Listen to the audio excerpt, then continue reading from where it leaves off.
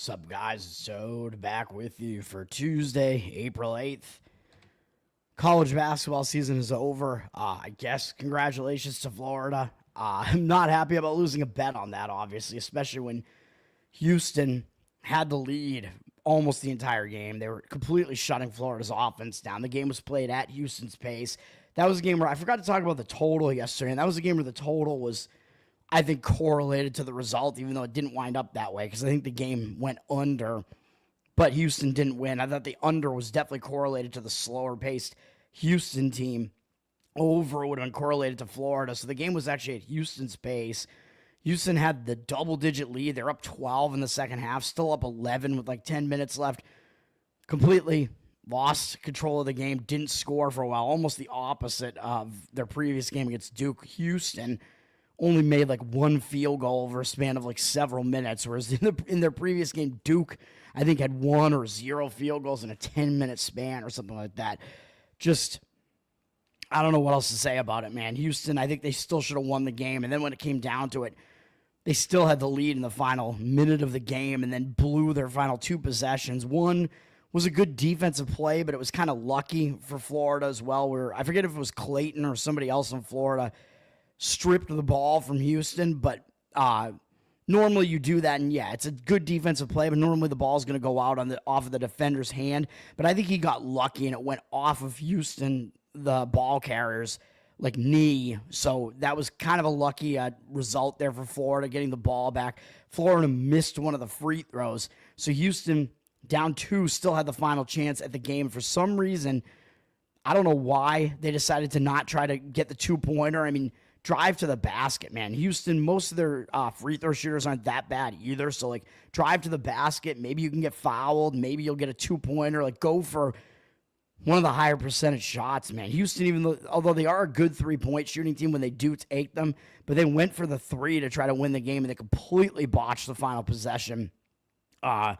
Losing total control of the ball, and then nobody could do anything because the ball carrier, I forget his name, whoever it was on Houston who lost control of the ball, couldn't touch the ball again because it would have been a double dribble. So somebody else on Houston had to be quickly aware of that and get the ball. Nobody did. So kind of inexcusable, or pretty inexcusable, definitely inexcusable. Houston gets no shot off on the final possession. It's just ridiculous. Florida winds up winning. Golden becomes the youngest coach to ever win the championship since Jim Valvano on that NC State team that made that ridiculous run of upsets. Oh, and by the way, guess who NC State beat in that championship? Oh, yeah, it was Houston. But the Phi Slamma-Jamma, Houston back in the 80s with Akeem Olajuwon and whoever else they had on that team there. Clyde Drexler. A couple of great NBA players. Yeah, ridiculous. I don't know what else to say about him. Other than that, actually, I do know what else to say. The reffing was horrific in that game. The refs actually did well early in the game, and they let the teams play, but I think they realized, oh, this is benefiting Houston. If we're letting the teams play, the more physical team, which is Houston, has the advantage here now. So then the refs started calling fouls all over the place. I think they made some pretty bad foul calls against Houston, to be honest, so not happy about that at all. Some of those refs should be fired, in my opinion. I mean, that was just a horrific reffing job in the second half of that game. I thought I was going to get the win on Houston. Up 11, playing great defense. They totally shut Clayton Jr. down in the game. Looked like it was going to be Houston's game. I'm not happy about it. And Florida, of course, beat some of those historical trends that were all going against them with teams that are in the top 100 in KenPom's pacing have only been the champion 3 times in the last 2 decades or something like that. I think the slower pace of the 2 teams in the championship has won nearly that amount as well. And when it hasn't been the case, it's been a matchup of 2 slow-paced teams for the most part. The preseason rankings for Florida was 21st. Only UConn in 2023, I think, was the only team ranked 20 or below that had ever won the championship after being that low in the preseason rankings. So a lot of historical trends going against it.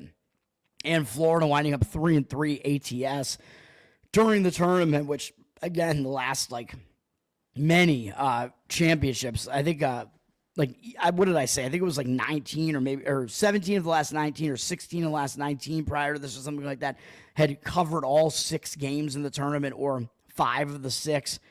So, yeah, I mean, it was just one of those years now where Florida, they had multiple escapes during the tournament, and I thought this was going to be, and this was another one. I mean, I think I kind of called it right that was a similar game to the Texas Tech one and to the UConn one, but Florida just wound up winning all 3 of those games coming back from the dead. I'm pissed. I had a 3-3 in one night, which was a slight loss. The Detroit Pistons were winning that game like throughout most or a lot of the game into the third quarter, and then I have no idea what happened after that, and they wound up losing the game by 10 points, even though they were winning and covering for like a large chunk of the game. That made no sense. The line was actually down to 6.5 before the game went off. So, not a great number when early in the morning for that game. There were some personnel changes. I think Detroit had a couple of guys that were questionable, but not Cunningham. I'm pretty sure he played, and he's their star player there. But I think Tobias Harris maybe or a couple other guys were listed on the injury report. And then we had, what else do we have last night? I don't even remember what other games I had. What other games did I play last night? I had, didn't play anything in hockey, so everything else was baseball. The Dodgers team total lost by a half run, of course, after Ohtani hit a 2-run home run in the third inning. They lost the game, too. I didn't care about them winning or losing the game. I just needed runs, and they got to 4. They had 9 hits in the game, which sometimes 9 hits, you're going to get more than 4 runs off of that, but they did not do it. Even with that great offense, they scored those 2 runs in the third and then didn't score again at all until the 8th inning. That's just bad. The Dodgers have also been known for scoring a lot of late runs this year, too, so I thought they might be able to still do that. Didn't happen. We did get the unders in the Arizona game, Arizona-Baltimore. Kind of risky to take an under in Chase Field, but early season, although I guess it's not that cold in Arizona early in the season, but that was a win. Easy under in the Reds-Giants game. Hunter Green went 8 2/3 in that game, almost went the full game. Great performance out of him, and Logan Webb was very good in that game as well. That was a nice, easy under.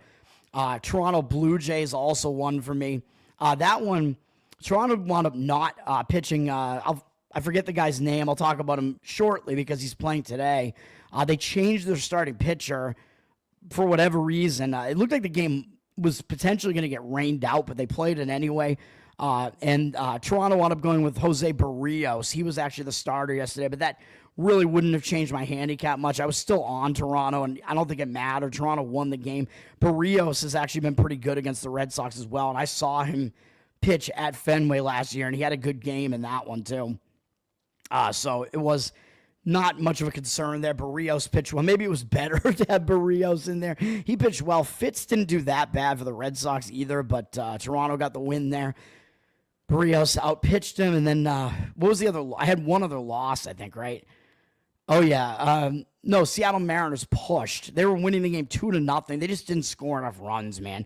They're up 2-0, and then it slipped to a 2-1 lead, and then they actually gave up 2 runs late. I think in the 8th inning, maybe, or 7th inning, and fell behind 3-2.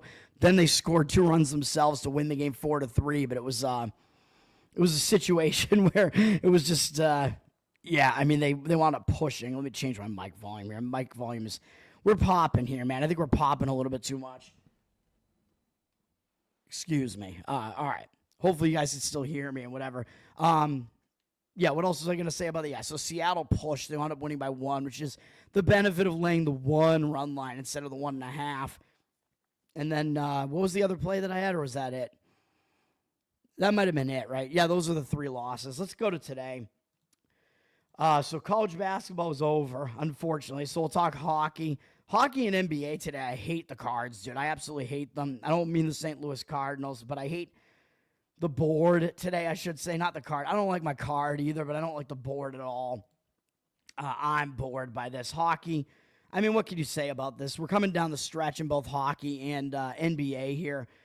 So you really got to be careful with some of these handicaps. Detroit and Montreal both still fighting for the playoffs. Montreal in that second wild card spot right now. It has a decent lead, but that might mean Detroit is going to be a little bit more motivated here because they're the more desperate team. The money is coming in that way. Montreal down from -130 to -123.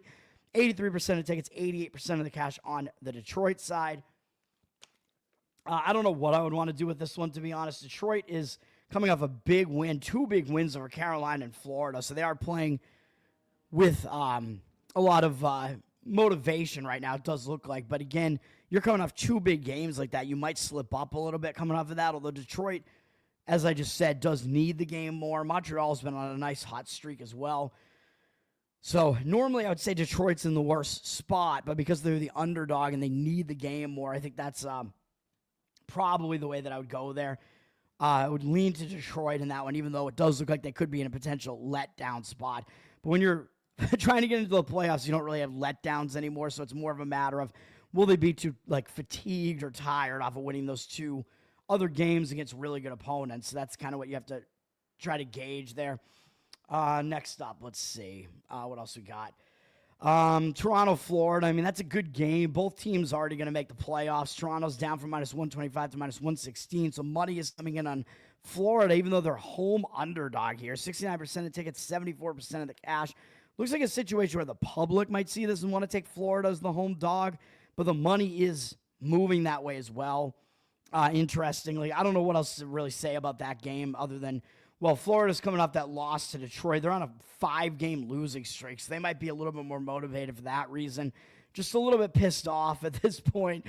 Toronto's on a 4-game winning streak, so it's almost like 2 teams kind of coming to a collision there. And I looked beforehand what these teams schedules are and how jammed the schedules are, but I kind of forget because I'm just kind of trying to go through these kind of fast and telling you basically I'm not playing any of these games. I do have one play, which I'll get to in a second, but it's not Columbus this time, even though now Columbus not only is in total desperation mode as they're right on the verge of elimination, they're in a zigzag as they just got shut out by Ottawa. Now they're facing Ottawa again back at home, coming off of 2 shutouts. So you would think Columbus is going to be the team to adjust here, and Ottawa, again, just like in the previous game, doesn't have that much to play for. They're already pretty much secure in that wild card spot.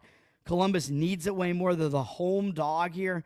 Ottawa's down from -135 to -118, but they get 67% of tickets and 90% of the cash. So the cash percentage is on Ottawa. 2 different Native American names there. I don't know what to think, but I'm not going to play the Columbus Blue Jackets anymore. No, thank you. Chicago, Pittsburgh, I believe, is also a zigzag, right? Because Chicago just beat Pittsburgh at home as a small underdog, and now Pittsburgh is a huge favorite in Pittsburgh. So this is another one of those kind of quick revenge spots. But are you going to lay -210 with Pittsburgh? No, I don't think Pittsburgh should be laying a price like that against anybody. So I'm not going to do that. Where I am going to go is to a team that's hurt me a lot this year, and it's not the Columbus Blue Jackets this time. It's the Nashville Predators. They have been very predatory towards me. And hopefully I'm going to get this done, man, even though I know the Islanders are the team that needs the game more. They're laying a favorite price on the road. I just think it's a bad spot for the Islanders. Islanders down from -125 to -120. Yes, the Islanders do need to keep winning, but that's what they've been doing. They're coming off 2 big wins over Minnesota and then Washington. So they're coming off a huge win over Washington, going out on the road for this 1 game to Nashville, and then they come back home to face their in-city rival, the New York Rangers, which they're also fighting with for a potential wildcard spot as well. That's a huge game coming up for the Islanders against the Rangers. I think this is kind of a weird sandwich spot where they got to go down to Nashville for 1 game. Very, very strange. They may not have Sorokin in net for this one because he's usually played a few games in a row and then not the next game, although we will see what they do. Well, actually, Hogberg played on the back-to-back last time, so I don't know. Either way, I do think that Nashville is the correct side here. Nashville, yeah, they're playing out the stretch, but they're not totally giving up, I don't think, as they just played Montreal really close, and that was in a return home spot as well. They have more rest as they had multiple days off prior to that game. Maybe they got settled in at home, but they didn't play that badly, losing 2-1 to Montreal. And a lot of times when you return home, like I always say, returning home from a road trip, you tend to be a little bit distracted. You got home life to get back to.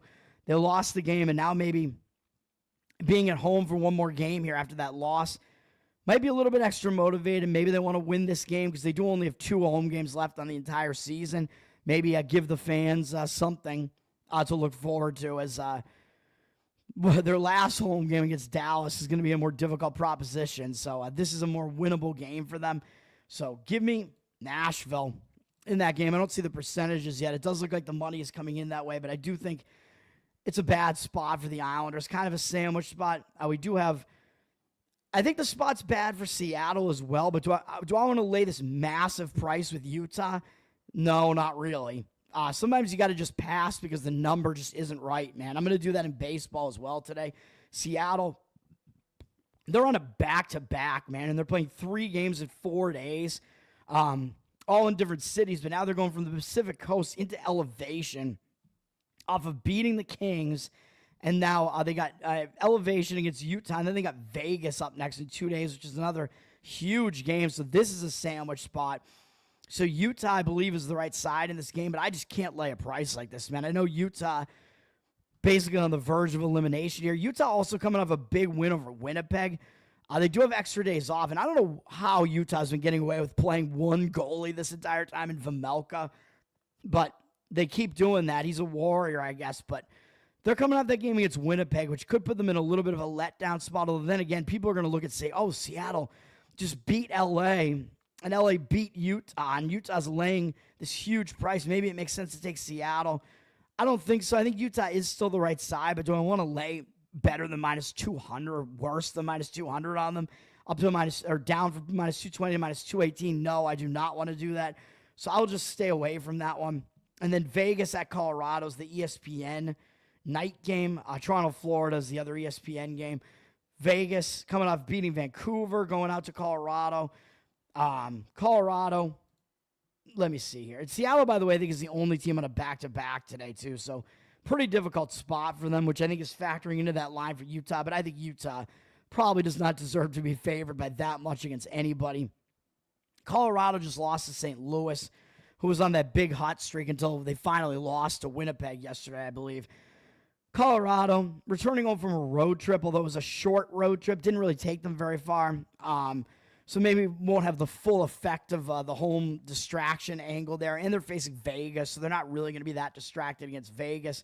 We will see. I mean, I'm not going to play this game. Colorado down from minus 135 to minus 130. 80% of the tickets on them. Money coming in on Vegas. 95% of the cash on Vegas. So a pretty big market indicator on Vegas. Again, we will see. I'm not sure that I totally agree with that, but we will see. Celtics, my Boston Celtics playing the Knicks here. Do I even want to talk about any of these other games? Well, I guess I'll talk about this one because I have probably the ugliest play. My only play in NBA is the Washington Wizards plus 18.5. I don't think Indiana should be laying 18.5, man. This is crazy. I mean, the Celtics were laying 20.5 against Washington the other day, and now you're telling me the Pacers are only 2 points less than the Celtics. No, I think the Celtics are more. There's a bigger gap there. The gap is more than that between the Pacers and the Celtics. So this line seems too high to me, up from 17.5 to 18.5. 67% of the tickets on the Pacers, 67% of the cash coming in on the Wizards. Usually I'm not going to play on an awful team like the Wizards, but I think that this makes sense to do it for a few different reasons. And one thing I'll talk about in a second puts this over the top for me. Washington, yeah, they're playing out the stretch. I mean, they're getting blown out in a couple of games recently, losing to Boston most recently badly by 34 points, so they didn't even cover that plus 20. But again, I think maybe they'll be a little bit motivated because of that. I mean, you don't want to get totally embarrassed like that. You want to have a better performance than that. And speaking of being embarrassed, here's what puts this over the top for me. The last time Washington played Indiana, I was on Washington because it was a bad spot for Indiana. And so is this, by the way, but hopefully things are different this time. Washington at home lost 162 to 109 to Indiana. Indiana scored the most points of the season for any NBA team. Absolutely embarrassing. Beyond embarrassing, really. So I think the Wizards are going to want to show up for this reason. Absolutely insane number in that game. I couldn't even believe it. There's nothing you could even do about that. And look at the shooting in this game. Hold on, let me go to the game cast here. Indiana shot 64.1% from the field, 57.4% from three, and they were shooting better than that for a lot of the game. That is beyond absurd. Like, there's going to be a regression from Indiana here. They're not going to shoot like that again. I mean, that's just insane. It was like a historical performance. So I think for all those reasons, you're going to see regression out of Indiana, and Washington's going to want to show up. Just, I think, partially just because they got so embarrassed at home by this Indiana team.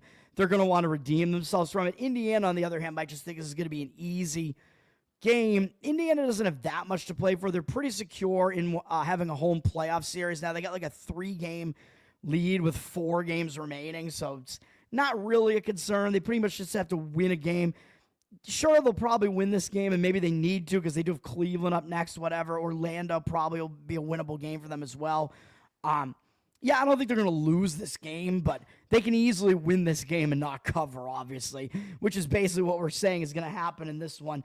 Indiana's on a nice 4-game win streak, but they just won in elevation against Denver 2 days ago. Huge win. Now they come back home to face this Washington team they absolutely smoked in historical fashion, as I already mentioned. And they got Cleveland up next, which even if they think that's, not going to be a winnable game for them, and they got to get this one win to finish the season off, make sure that they get they maintain their lead over Milwaukee or whatever and have that home playoff series. That is still a look ahead to Cleveland. I mean, that is a big game coming up against Cleveland. So for all those reasons, I am actually going to be on the Washington Wizards again here, taking a huge number there, which is not something that I usually do. The Knicks have actually flipped from a 2.5 dog to a 1-point favorite against the Celtics, which leads me to believe the Celtics must be resting players here. The Knicks are probably going to be extra motivated because the Celtics have absolutely owned this series. Recently, the Celtics have just destroyed the Knicks recently, and they've won a bunch of games in a row. I don't think the Knicks have beaten them this year, so the Knicks probably are going to show up in that game, whereas the Celtics are likely to rest some players, I think. Let me see. Brunson is back for the Knicks. We'll see what happens there. Al Horford is out for the Celtics, but it looks like Porzingis, Holiday, White are all listed, and Tatum are all listed as game time decisions. So it seems to me like at least some of those guys are not going to play in this game. We will see. Minnesota and Milwaukee. Milwaukee has less to play for here, as Milwaukee is kind of locked into either having the 5 or the 6 seed right now. They're not going to fall into the play-in. Very unlikely they're going to be able to move up to get a home playoff series. So Minnesota is the team that has way more to play for here, as Minnesota is in that cluster. It's absolutely ridiculous what we're seeing in the West right now. We're between the 3 seed right now, which is the Lakers, and the I believe the 8 seed, I believe the 8 seed. So halfway through the play-ins, all of those teams are only separated by like a game. It's just completely ridiculous. I've never seen anything like that. So there could be a lot of shuffling going on there. Minnesota, right in the thick of it, trying to make sure they avoid the play-in. There is the potential they can get a home playoff series as well. So Minnesota is the more motivated team, but I think that's also why we're seeing them at -4.5 now. From 2.5 to 4.5 with juice. 68% of tickets, 91% of the cash coming in on the T-Wolves. Yeah, the T-Wolves are the more motivated team, but that line, I just think it's too pricey on the side of Minnesota on the road. It's got to indicate the Bucks must have guys out in this game. Giannis is listed as a game time decision. We already know Lillard is not back yet. So this line seems to be indicating Giannis is probably not playing in this game, but I don't know. I mean, that's maybe some of it is just because Minnesota needs the game more, but when it's a team in need, even if it's like the Islanders, like I just talked about, laying a price on the road in a pressure spot like that, I don't like that. Los Angeles Lakers are at OKC again. That Lakers just won for me at OKC in the previous matchup. Was a good performance from the Lakers, but now the Lakers were +9 in that game, and now Oklahoma City's -14.5 in this one. So something's going on here with the Lakers. Maybe they're resting LeBron or something like that here, even though they're still fighting to make sure they get a home playoff series because they're one of the teams in that cluster. But to me, I don't know. I mean, this is a huge line to be laying. It is still a situation where, like I said in the previous game, the Lakers are the team with something to play for as they're playing for that positioning in the playoffs, whereas Oklahoma City has already wrapped up the 1 seed. But something is fishy here with this line being so much higher than it was in the previous game, despite the fact the Lakers won. It's got to indicate the Lakers have some guys not playing in this game, possibly LeBron. So I can't lay I certainly can't lay it with the Thunder. Even though you would say, well, this is normally a zigzag spot because the Lakers just blew them out on their own floor, so OKC might be angry about that and want to show up. Maybe that might be a little bit of a motivator for them to show up and try to win this game. I still think the motivation-wise, they're the 1 seed. Doesn't really matter, so there's no way you should be laying that many points with OKC. I think it's an over-adjustment to maybe LeBron being out or whatever. Not going to do it. LA, again, has more to play for. Golden State and Phoenix.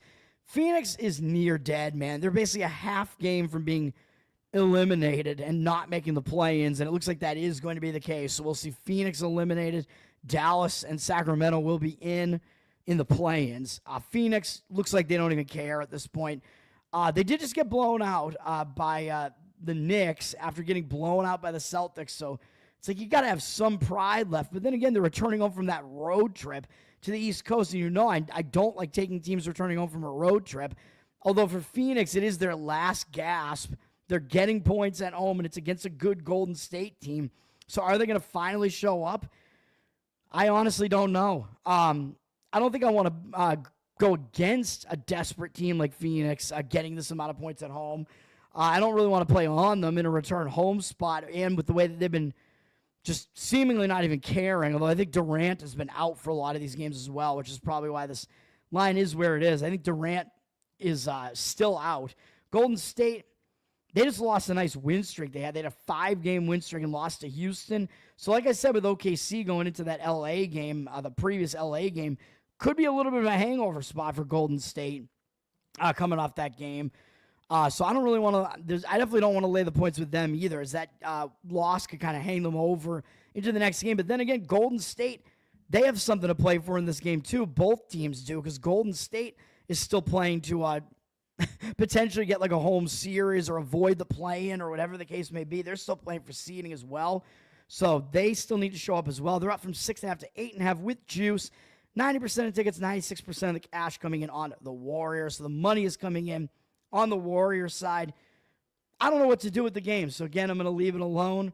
And that's that. I mean, maybe in a game like this where the teams both are going to show up and both need it, the under would make sense, especially with the Suns having some of these guys out, which kind of affects their offense. Maybe it affects their offense more than their defense. Total down from 228 to 227, 73% of the tickets with 79% of the cash on the over. I don't do a lot with NBA totals at all, but the under seemingly would kind of make sense to me in that one. Let's go to the MLB, where I have 7 plays. We have a full MLB slate, and I just can't help myself, man. I see spots, and I'm like, oh, this is interesting.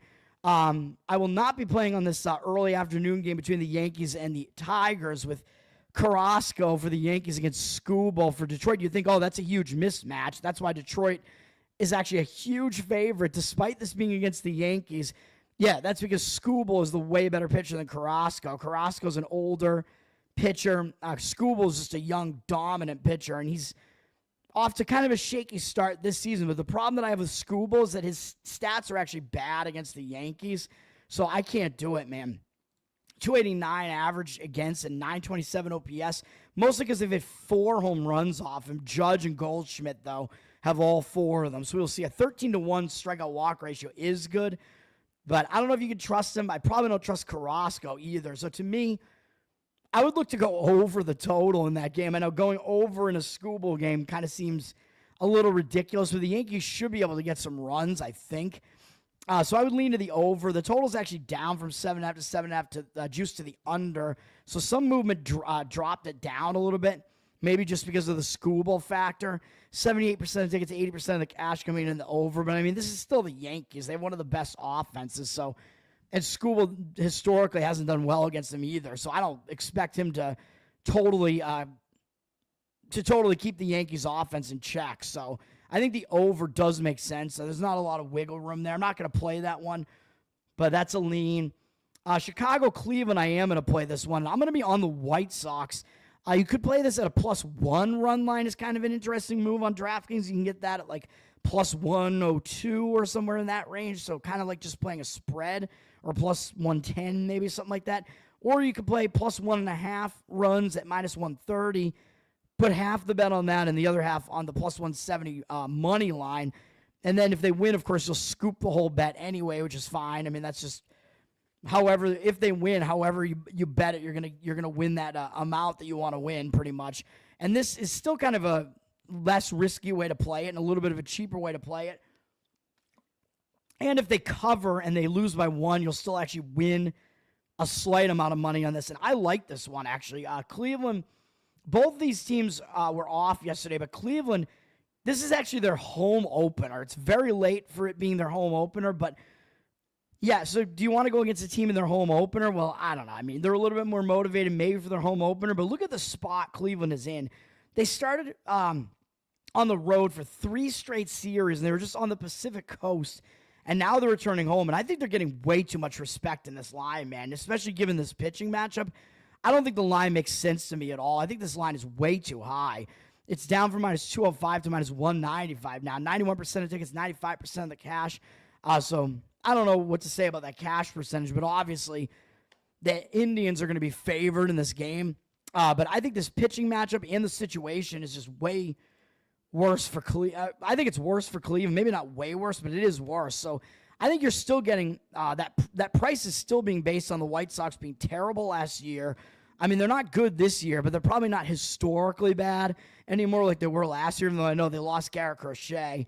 But again, I think you're paying a little bit of a tax with Cleveland here. Cleveland's bullpen so far this season hasn't been as good as last year. Cleveland's offense, I think, is taking a step back as well. So this line is quite big for this Cleveland team. It seems like it's priced like the way that these teams were being priced last year rather than what they are this year. And for Chicago, they're staying in the central time zone here. All they were just doing was they were at Detroit, and they actually got swept by Detroit. So I think you're going to see a motivated Chicago team. They actually played fairly competitively in that series. They only lost by 1 in that last game against Detroit. And then looking at this pitching matchup, I just don't get it, man. I don't get why Cleveland would be this much of a favorite, even though, sure, Chicago is so bad that, yeah, Cleveland does have the better offense still and the better bullpen still. But is that enough? I don't know. And I'm going to go full game on this because it is a return home situation for Cleveland and because we're taking the run line and whatever. I think full game does make sense. If you want to go first 5 innings, I think that makes sense as well because a lot of this handicap is the starting pitching matchup. Ben Lively is pitching. He didn't do well in his first game. It was his second game at San Diego. He didn't do well. He wasn't that great in his first game either. I think he's a mediocre pitcher, man. I mean, do you think last year was really indicative of what he was, or was that a little bit of an outlier? I mean, his career ERA is 4.59, whip 1.34. Last year, he all of a sudden had better numbers, even though he's not a strikeout pitcher, and he's in his 30s. Like, do you think he really all of a sudden found something, or was that year more of an outlier? I don't know. I'm going to go with it being more of an outlier. I'm talking about the White Sox not being good hitters. Well, Ben Lively hasn't done that well against them. In 28 at-bats, he's given up 2 home runs to them. 4.4 strikeout walk ratio is not good, although 3 of the walks are Benintendi, former Red Sox. 286 average allowed to them and 946 OPS. So the White Sox hitters have actually done decently against Lively. And then on the other side, Shane Smith, Danvers, Massachusetts kid, baby.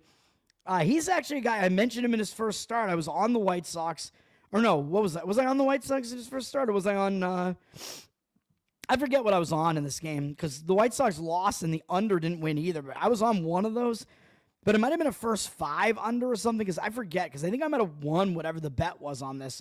But I mentioned it. I told you, I like Shane Smith. I think he's a good young pitcher. Pretty, actually decently highly touted. He's got good stuff.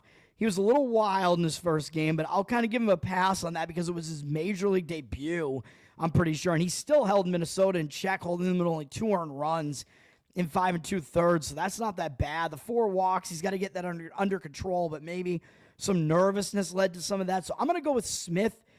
He's got good stuff. Didn't have a bad start. Really got that game out of the way under his belt. And now because he does have that 1 game under his belt, I think that's a benefit to him because he's going to be less nervous this time out.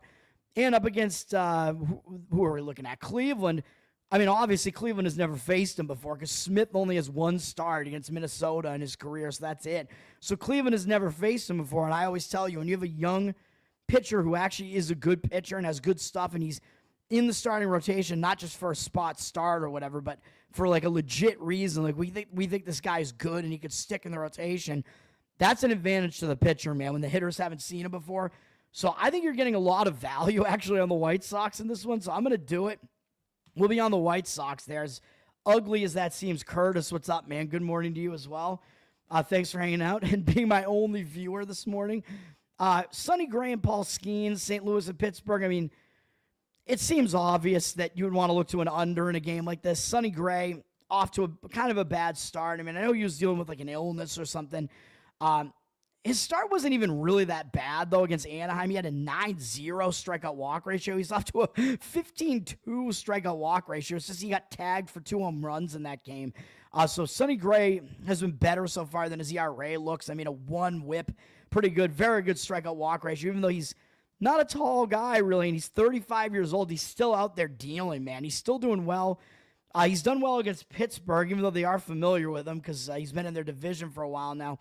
81 at bats for a 235 average against, 686 OPS against. He's got good numbers against him. But Paul Skeens, I mean, we know who Paul Skeens is now, man. I mean, he burst onto the scene last year. I was on some of his games early because we were getting some value before people knew who he was. We know who he is now. He's really good. He's off to a good start this year as well. He has good numbers against St. Louis and 56 at bats, held him to a 214 average, 532 OPS, 13-1 strikeout walk ratio, so dominant stuff. So it makes sense to look to the under here. Neither team used that much of their bullpens yesterday, but I just can't do it because the total is down to 6.5. You do have 80% of tickets and 86% of the cash on the over. I agree with the under in this one, but I think it's pushing it to try to go under the 6.5. I basically will never do that because the 7 is the key number in baseball because it breaks the 3-3 tie. So even if it is a great pitching matchup and the under makes sense and it's an early season game, it's in Pittsburgh, so it's probably not going to be warm out, which can affect the hitting in a negative way as well. The under definitely makes sense. Should probably be a low-scoring game, but I think you just don't get enough wiggle room having to go under that non-key number of 6.5. So I'm going to stay away from that one. Red Sox and Toronto, I am actually on this game as well, and I'm on the total this time, and I'm going under 8 at -115. I think this makes sense for an under, man. I mean, this is a pretty high total. This is an early season Fenway game, and I'm in Boston right now, and I can tell you it is horrible out. It's cold weather and rainy all week, man. I thought they might not play the game last night, but they did. The game went under last night. The bullpens didn't get used that much last night, so I'm okay with going under in this one as well. Actually, sorry, the game landed exactly on 8. So people might have a tendency to want to look over because the Red Sox did score 18 in the previous game, but the bad weather has come in, man. It's one of these cold April games in Fenway. I've like frozen my feet off at a game actually against Toronto way back in the day. It was an awesome game, even though it was a 1-0. I think it might have been a walk-off RBI single for Kevin Youkilis in that game against Roy Halladay, R.I.P. It was Roy Halladay against John Lester in that game. It was a very early season game, and I was freezing out on the bleachers. I couldn't feel my feet when the game was over. But you got to stick around. It's a 0-0 game. Great pitching duel between Halladay and Lester. And Halladay wound up losing the game. They kept him in, and he, I believe, gave up the winning run. And then he was in the dugout, like smashing stuff and throwing the Gatorade cooler. Man, that was a crazy game. John Lester, baby. I've been at a few of his starts that were pretty good. I was at his no-hitter against the Royals. So that was something to talk about, even though the game wasn't close. It was a no-hitter, so I got to see a no-hitter in person. And I was at his not very good performance in the ALDS, the first playoff game in 2013 when the Red Sox won the World Series. They opened up against the Rays. Lester had a terrible performance in that game, but the Red Sox actually bailed him out with their bats and scored a bunch of runs after he put them in a hole, and they won the game anyway. Anyway, back to this game. Under, I think, makes sense here. Easton Lucas, I forgot his name. He was supposed to pitch last night. Yeah, I know he's 28. He's kind of having a late start to his career, but he's off to a decent start with a 5-inning, 1-hit shutout against the Washington Nationals. I mean, they're not as good an offense as the Red Sox. Red Sox are a better offense, but he's had limited at-bats worth against the Red Sox. He's held them to a 1-for-6 stretch there, a 167 average and 619 OPS. So that's not that bad for the Red Sox there. And then on the other side, I mean, what can you say? It's Garrett Crochet pitching for the Red Sox. I mean, he's just an excellent pitcher. especially early in the season. I was playing on his games last year. He's off to a good start for the Red Sox. His last game, yeah, I know he went over 100 pitches, but this guy, I mean, he's an ace of the staff, so you don't expect him to really have like a massive regression from game to game. He's pitching well, man. And that was an 8-inning, 4-hit shutout with an 8-to-1 strikeout walk ratio. We don't even need him to pitch as well as that to get this game to go under the 8. And against Toronto, 17 at-bats where they only have 1 hit off of him, no walks, 5 strikeouts, 0.59 average, and 118 OPS so far. So we're going to go with the under in that game. And I think maybe you're getting a higher total than it should be because nobody knows who Easton Lucas is. I keep wanting to say Easton Stick, the quarterback on San Diego, on the Chargers, the LA Chargers. But no, this is Easton Lucas. Garrett Crochet, I mean, if we get a good performance out of him, that should help as far as trying to get this game under. You kind of need both teams to participate to get a game over, and hopefully that is not the case here. And again, cold weather should help keep the hitters at bay a little bit as well here. Cold, somewhat rainy. Early season Fenway, man, even though you'd think that the weather would kind of be factored into the line, to me it seems like this total is too high to me, so maybe because of the Easton Lucas situation there. Yeah, Halladay was a stud. Very good pitcher. Got to see him in person. I don't know if that might have been the only time I saw him pitch in person. I don't know if I saw him any other times. Definitely a stud. I mean, I've seen some good pitchers over the days, man. Mostly the Red Sox pitchers, obviously. I got to see Pedro Martinez pitch live multiple times, and I mean, nobody was better than that. I mean, that was insane. I got to see Kurt Schilling when he was on the Red Sox at least once. Like, I know that the one game I can remember was a game where he just totally dominated Oakland. A game that I kind of went to spur of the moment. Not a great game. I mean, the Red Sox just won easily, but Schilling had a nice start in that one. All right. Next up, we got Tampa Bay. We're going to play Tampa Bay on the run line, -1 at -125, even though I know Tampa, they really can't score, but I think they're going to score in this game. Neither team played yesterday, I don't believe. Tampa, I know they're returning over from Texas, but it's only a 1-series road trip, so I don't think that's that bad of a return home spot. And they got swept, so I think they're going to be pissed and want to bounce back from this. I know the market, I talked about it throughout that entire series. It seemed like some of the professionals were coming in, influencing the market, coming in on Tampa in every game in that series, and I said I didn't understand it in any of the games. I liked Texas in all 3. And maybe I should have just faded the market sentiment because I was right about all 3, but now I think we're going to go against the LA Angels here. They're coming off a nice series win over Cleveland, who was a playoff team last year. And Kyle Hendricks is pitching, man. I mean, come on. I know he had a good start to start the season against St. Louis, 6 innings. St. Louis is familiar with him, too, because he was on the Cubs for so long. But can you really take that much away from one start, man? Look at Hendricks. I mean, he had a severe decline the last few years. And he's been a guy that I've just been fading, like almost with no effort, pretty much just fading this guy the last couple of years because he had just this real steep drop-off after 2020, basically, coming back from the COVID years. He hasn't been the same pitcher. 2023, he was okay, but other than that, he's not a good pitcher. His strikeout numbers have declined quite a bit, even though he's never that much of a strikeout pitcher, but his numbers are getting worse there as well. I just don't think he has that much left in the tank anymore, man. He's 35, but even back when he was 30, 31, he started pitching pretty poorly. So I don't like that. And against Tampa, even though their offense sucks, they hit him decently, although they've only seen him 10 at-bats worth, but 300 average, 717 OPS, so that's okay. I just think this is a starting pitching mismatch, man. And Tampa has a good bullpen as well.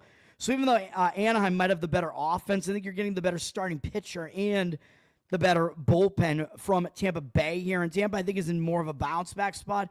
So we're going full game on this and laying the -1 run line, even though you're laying a little bit of a price on it. It's more, you get a cheaper price to lay the 1.5, but I told you, especially with a Tampa team that can't score. With the Dodgers, maybe it's a little bit of a different story, even though you're usually paying too much money to play the Dodgers. But with the Dodgers, I think it's a little bit of a different story to lay the -1.5 because they could score more. Tampa can't score, so you really don't want to lay the 1.5 with them, especially at home when if they're winning, they won't get the extra at bat in the ninth. And at least if they win by 1 run, you'll push this bet here. Shane Baz is pitching for Tampa. He's off to a nice start. 10 strikeouts, 6-inning shutout against Pittsburgh. Pittsburgh, not the most intimidating offense, but that's still a really excellent start from Baz.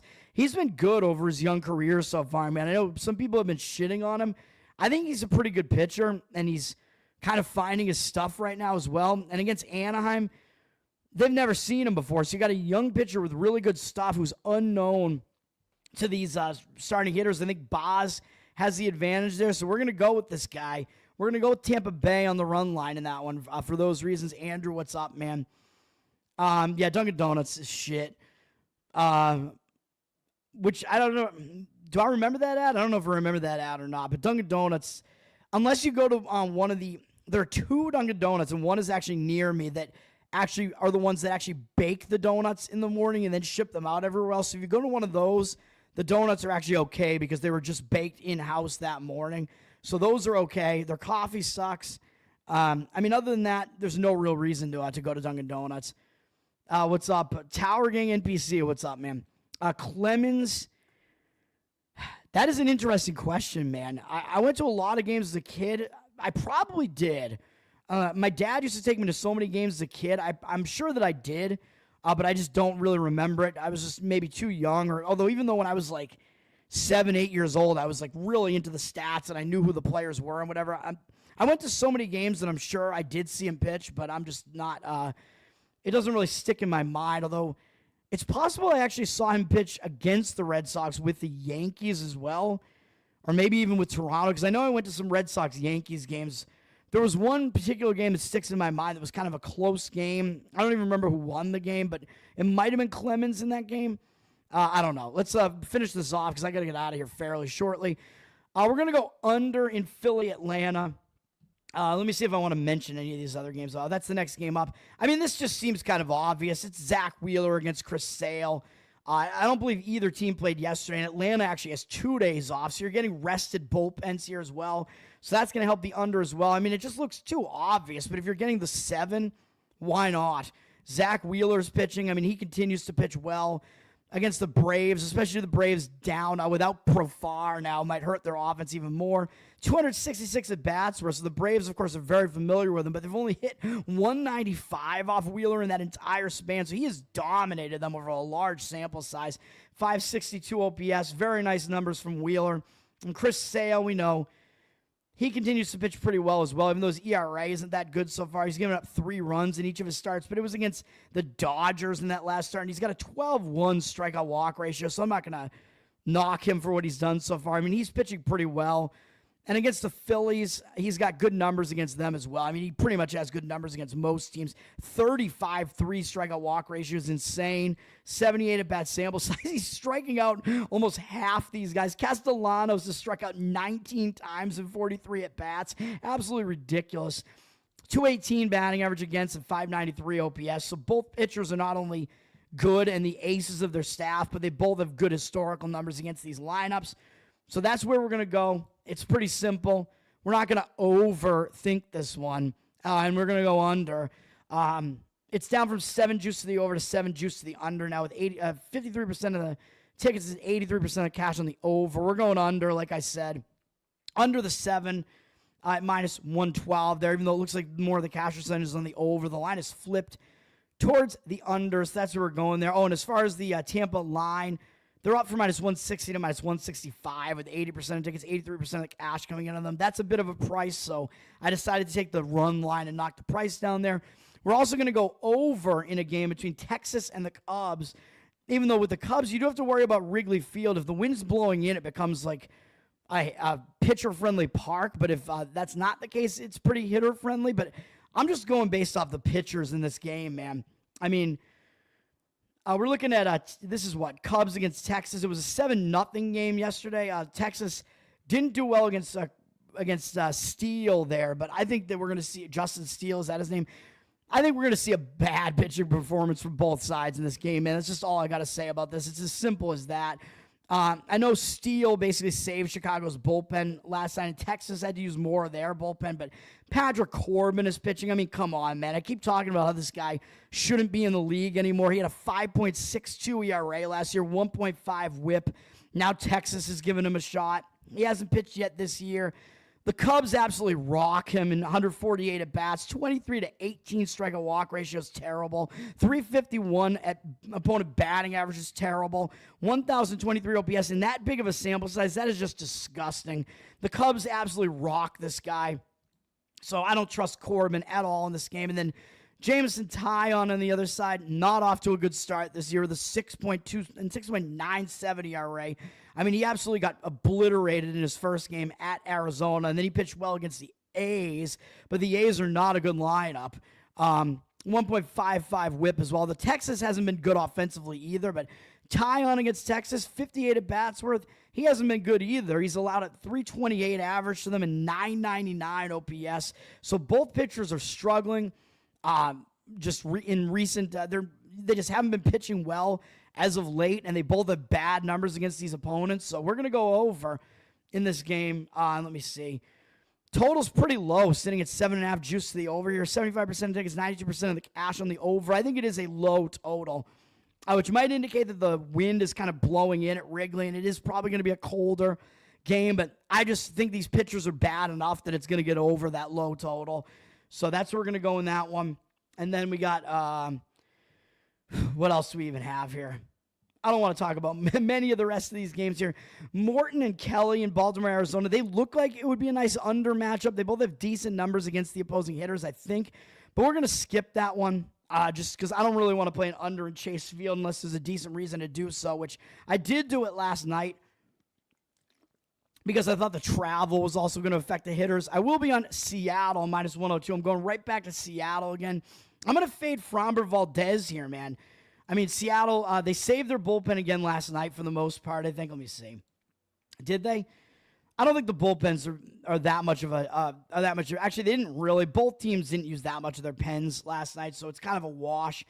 But I'm going to give the advantage to Seattle here. Framber Valdez is not only dealing with fatigue and a sore throat, whatever that means. He didn't pitch well in his last game. Walked 4 guys, gave up 2 home runs against the Giants. So something is not right with Valdez right now. He's actually bad against Seattle. They've hit 289 off him lifetime with an 839 OPS and 180 at bats, only a 40 to 22 strikeout walk ratio. So Valdez, he's dealing with some illness, even though it looks like he is going to pitch. His numbers are not good against Seattle, even though Seattle doesn't really hit that well. So I think you got a decent advantage on the side of Luis Castillo here, who in 123 at-bats has a ridiculous 33-2 strikeout walk ratio against Houston, 236 average and 614 OPS. And remember, I keep saying that without Kyle Tucker and Bregman there anymore, Houston's offense is taking a dip this year. So I think they're maybe being a little bit overpriced still. And because of Valdez, they might be being overpriced as well because he's a decent pitcher, but doesn't have the matchup edge here. I think Luis Castillo has the better numbers here. 614 OPS, 236 average against Houston. So that's where we're going there. We're going to go with Seattle. And then to finish it off, we're going under in Cincinnati, San Francisco again here, which it looks like this might be another under. This is a decent ballpark for unders, and I just like this again. Both bullpens got saved last night. Hunter Green went all but 1 out in the game. So the Reds basically didn't use any of their relievers pretty much. Logan Webb went deep into the game as well. So the Giants' bullpen's in good shape as well. Nick Lodolo is pitching for the Reds. He's off to a good start.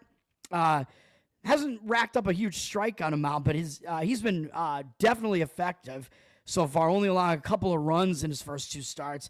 And against the Giants, 51 at-bats worth, 216 average, 637 OPS against them. So he has pitched well against the Giants. And on the other side, Landon Raup is pitching, or Roop, however you pronounce it. Decent young pitcher. And I think we might be getting a little bit of value here because he didn't look that great in his first start, although he had 8 strikeouts, which is quite nice. He has a nasty arsenal of breaking pitches. Remember, he does pitch pretty well as far as his breaking pitches. He's got some nasty stuff. He only went 4 innings in that game because he walked 4 guys, so he's got to get his wildness under control, but he has really nasty breaking stuff, which can fool hitters. And against the Reds, they've basically never seen him before. Only Lux has seen him before, and he's 0 for 1 with 2 walks. Yeah, he did walk twice against him, but still, I think what we're looking at here is an under. So that's where I'm going. And I think that's it. That's going to do it. So my plays one more time today. Nashville Predators plus 105. I hate it. Washington Wizards plus 18.5. So an NHL, NBA there. And then baseball, huge slate. White Sox half on the run line there and half on the money line. Toronto, Boston under. Tampa Bay on the run line at -1.